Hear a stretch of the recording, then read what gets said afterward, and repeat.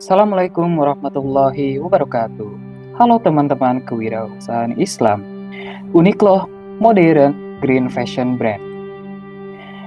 Berangkat dari permasalahan di mana 85% dari tekstil yang telah dihasilkan ternyata berakhir pada tempat pembuangan sampah akhir. Dari tempat pembuangan sampah tersebut ternyata menimbulkan yang namanya masalah limbah tekstil. Namun, ternyata ada masalah lain yang timbul, yaitu ternyata bahan-bahan tekstil yang digunakan adalah menggunakan bahan katun non-organik, yang digunakan biasanya dicampur dengan air dan pestisida dalam jumlah yang sangat banyak. Sehingga, hal tersebut menimbulkan masalah lingkungan lainnya. Maka dari itu, Uniqlo hadir sebagai solusi atas permasalahan tersebut, Modern Green Fashion Brand. Apa itu Uniqlo? Uniqlo adalah salah satu brand mode ramah lingkungan yang berskala nasional. Dalam produksinya, Uniqlo telah menggunakan material premium dengan bahan katun organik yang memiliki tingkat ramah lingkungan yang baik. Kemudian, Uniqlo memiliki visi dan misi. Visinya adalah menjadi brand fashion busana yang memiliki kenyamanan serta ramah lingkungan dari masa ke masa. Dengan ciri khasnya yaitu eco-friendly namun tetap trendy dan menjadi salah satu bagian dari tren mode fashion pria. Kemudian Uniqlo memiliki visi yang pertama, menciptakan produk yang ramah lingkungan agar mampu mengurangi limbah tekstil di dunia. Kemudian, menciptakan produk yang kreatif dan inovatif agar bisa bersaing dengan industri fashion nasional maupun internasional.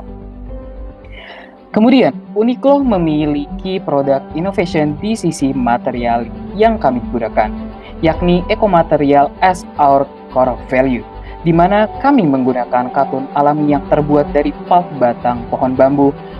Dengan komposisi bahan ini adalah 70% serat bambu dan 30% serat kapas.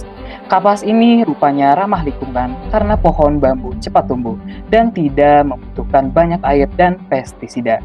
Selain itu, katun ini bersifat biodegradable, yakni mudah terurai dengan cepat. Adapun produk yang kami tawarkan adalah biodegradable cotton dengan oversized t-shirt. Produk Uniqlo telah kami desain sedemikian rupa, di mana secara kekinian yang sudah disesuaikan dengan preferensi masyarakat pria. Hal ini kami bangun dari desain yang kami buat. Desain baju yang kami buat bisa dikatakan cukup simpel, namun memiliki kesan yang sopan, trendy, dan elegan. Kami mengangkat kesan tersebut, berharap bisa muncul sebuah rasa bangga dari para konsumennya ketika menggunakan dan memakai produk kami, sehingga desain produk kami dapat diterima oleh pangsa pasar kami. Dengan desain produk yang kami telah tawarkan, kami juga akan mengatasi masalah yang dialami umumnya oleh konsumen kita, yakni terkait masalah ramah lingkungan atau terkait masalah lingkungan. Fitur utama dari produk kami dengan menggunakan masalah bahan dasar premium yang ramah lingkungan dengan menggunakan katun organik yang ramah lingkungan yang akan nantinya menyelesaikan masalah tingginya limbah tekstil dan limbah hasil olahan tekstil yang kian meningkat. Dengan demikian, kami yakin masyarakat pria bisa menggunakan produk ini dengan tenang karena kami telah menciptakan solusi dari kedua masalah ini dengan melihat preferensi konsumen kita. Baik, selanjutnya kita beralih ke analisis SWOT dari produk kami. Jadi untuk strength-nya ini sendiri, kami menawarkan produk yang benar-benar ramah lingkungan seperti yang sudah dijelaskan oleh rekan saya sebelumnya, dan kami juga memakai desain yang trendy untuk menarik banyak masyarakat atau pelanggan yang agar membeli produk kita. Lalu untuk kelemahannya sendiri, kita tahu juga ada beberapa brand lokal dalam dunia fashion ini yang sama sekali dipandang sebelah mata hingga akhirnya mereka menarik diri dari pasar. Ini juga menjadi tantangan bagi kami untuk bisa bertahan di industri fashion Indonesia.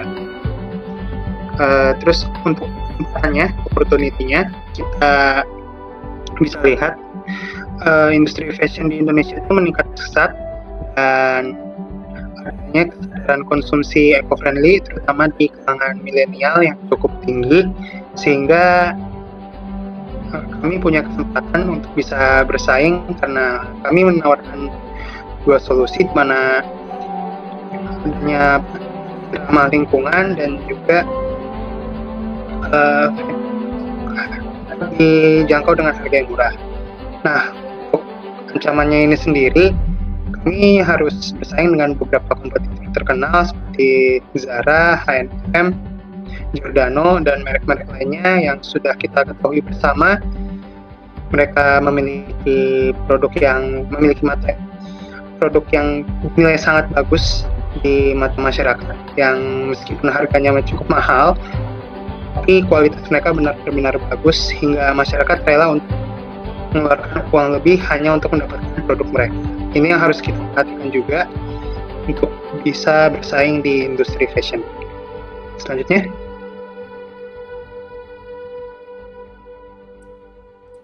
dengan melihat potensi pasar yang kami miliki, kami yakin potensi pasar kami memiliki peluang yang besar untuk mendapatkan profit yang maksimal. Dengan adanya data-data yang terkemuka, di mana pertama, perkembangan industri fashion mampu berkontribusi sekitar 18% atau 116 triliun. Kemudian menurut data pada tahun 2017, industri fashion di Indonesia telah menyumbang kontribusi terhadap PDB nasional sebesar 3,76%. Kemudian, adanya temuan di mana dari Global Consumer Trends 2013 di mana menyebutkan 70% konsumer menginginkan produk yang ramah lingkungan.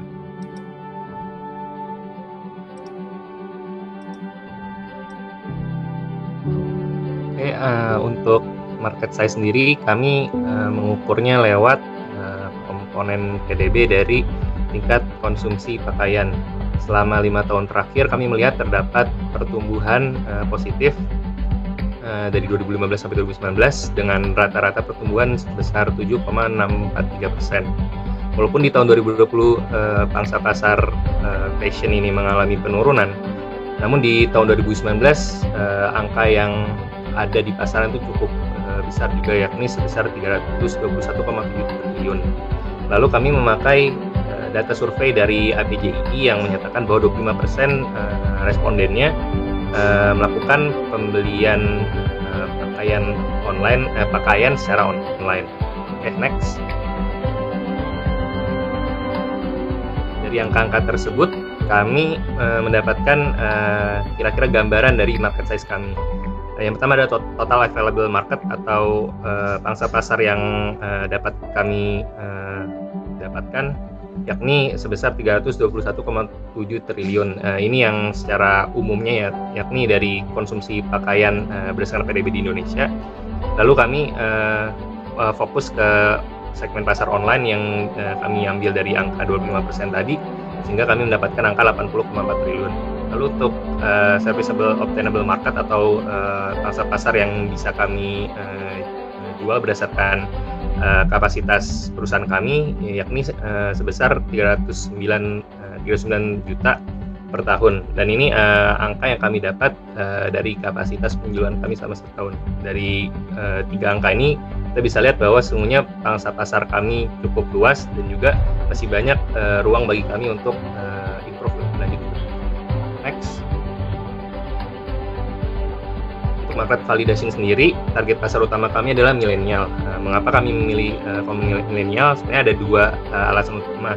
Yang pertama adalah sudah banyak riset, ya, salah satunya ini ada paper yang menyatakan bahwa kaum milenial di Indonesia sekarang ini sudah mulai peka terhadap produk-produk yang eco-friendly. Dan yang alasan kedua adalah milenial ini yang paling sering berada di jaring maya, ya, lewat aplikasi online, sehingga positioning kami yakni kami menjual pakaian yang eco-friendly, biodegradable dengan lewat channel pemasaran dan penjualan yang online ini sangat cocok dengan target pasar utama kami yakni milenial. Next. Kemudian untuk validasi dari desain kami sendiri yakni Kaos Oversize yang merupakan keluaran baru dari kami yakin produk ini dapat laku di pasaran karena selama setahun terakhir dilihat dari Google Trend tren dari kaos oversize ini semakin meningkat ke depan. Next.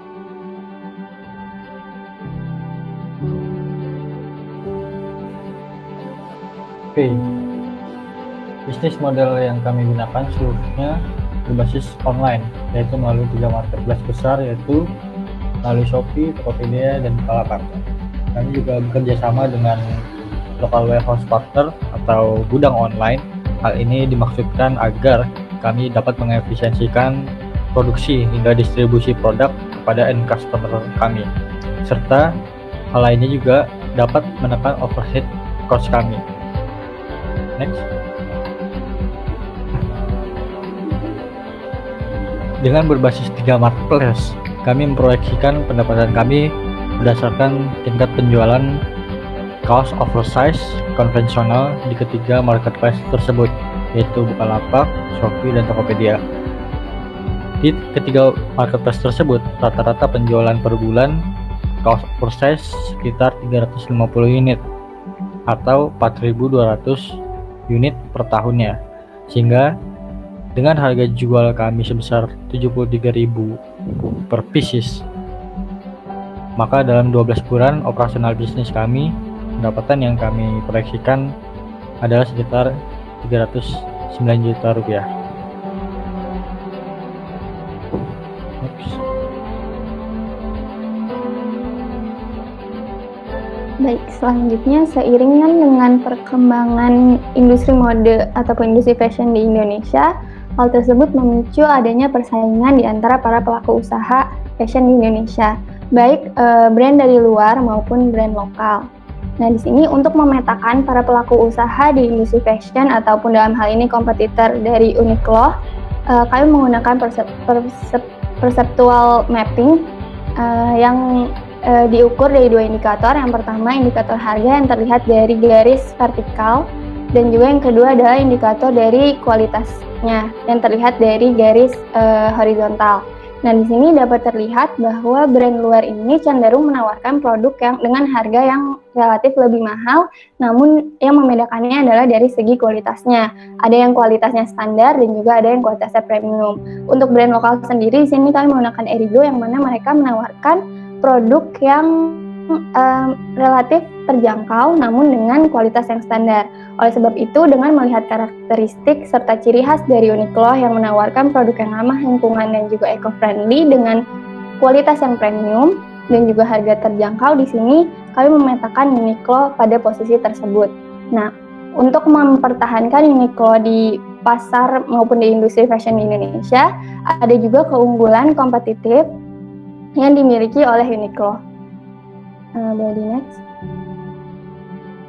Nah, jadi salah satu keunggulan ataupun ciri khas dan juga karakteristik dari Uniqlo yang dapat membedakannya dengan para pelaku usaha di Indonesia pada umumnya, yakni adalah produk yang ramah lingkungan. Di sini seluruh produk Uniqlo nantinya menawarkan produk yang ramah lingkungan dan juga mudah terurai atau dengan kata lain dapat disebut dengan produk yang biodegradable. Di sini Uniqlo juga memiliki komitmen untuk menjaga ekosistem bisnisnya ramah lingkungan, mulai dari produksi, yakni bahan dasar dari produknya mudah terurai bahan dasarnya, dan juga sampai dengan ke tangan konsumen, mulai dari kemasannya dan sebagainya, yang mana sesuai juga dengan value proposition yang dimiliki oleh Uniqlo, yakni fashion and function with a purpose.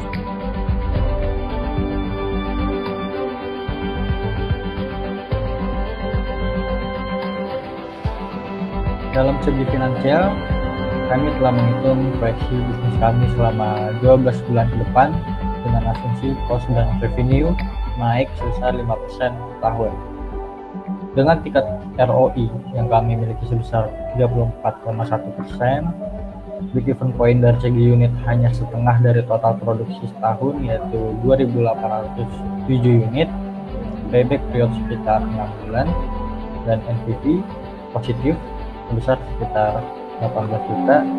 Kami yakin bahwa investasi ini sangat-sangat menarik bagi para investor. Next. Dengan 5 orang tim profesional dari Uniqlo yang telah memiliki pengalaman terkait di dalamnya, kami yakin bahwa kami mampu menggait pasar yang kami targetkan. serta bisa mengkampanyekan value proposition kami kepada seluruh target market kami. Untuk meyakinkan lagi, kami memiliki 2 CEO yang handal agar seluruh marketing funnel berjalan dengan baik dan sesuai target kami.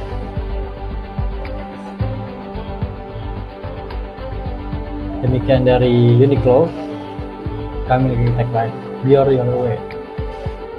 Terima kasih banyak atas partisipasinya. Kurang lebihnya mohon maaf. Wassalamualaikum warahmatullahi wabarakatuh.